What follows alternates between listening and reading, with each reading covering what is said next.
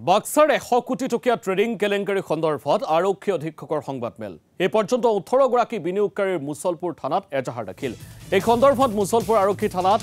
102/2024 নম্বৰত গোচৰ ৰুজু কৰি তদন্ত আৰম্ভ কৰিছে অভিযুক্ত দীপাংকৰ ভট্ট মাইনা ব্ৰহ্ম আৰু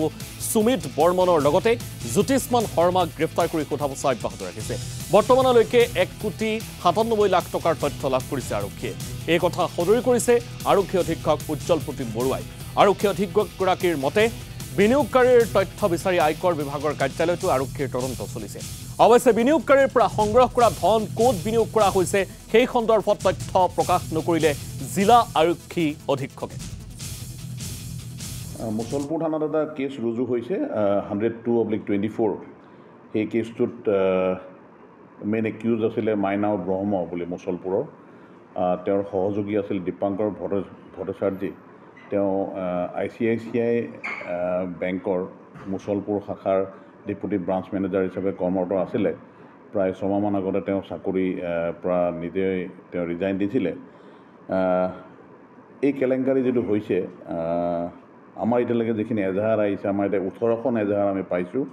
এই এজাহাৰৰ ভিত্তিত আমি কেছ ৰুজু কৰিছোঁ তদন্ত আমাৰ আগবাঢ়িছে আৰু আপোনালোকে গম পাইছে যে ইতিমধ্যে মাইনা ব্ৰহ্ম দীপাংকৰ ভট্টাচাৰ্যী আৰু লগতে আৰু তেওঁলোকৰ দুজন সহযোগী সুমিত বৰ্মন তেওঁ মুছলপুৰৰ আৰু জ্যোতিষমান শৰ্মা তেওঁ হ'ল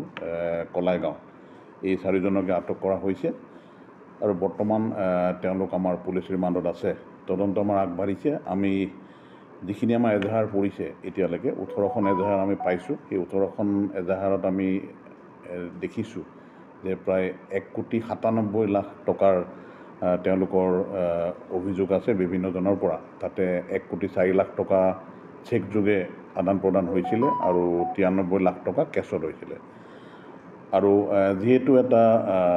গোটেই বস্তুটো এটা বিত্তীয় কেলেংকাৰী গতিকে আমি ইনকাম টেক্সৰো সহযোগ আমি তেওঁলোকৰ পৰা সহায় বিচাৰিছোঁ আৰু তেওঁলোকক যোগাযোগ কৰিছোঁ আৰু তেওঁলোকৰ পৰা সহযোগ কৰি আছে আৰু তদন্ত সঠিক দিশে গৈ আছে আমি কেছটো এটা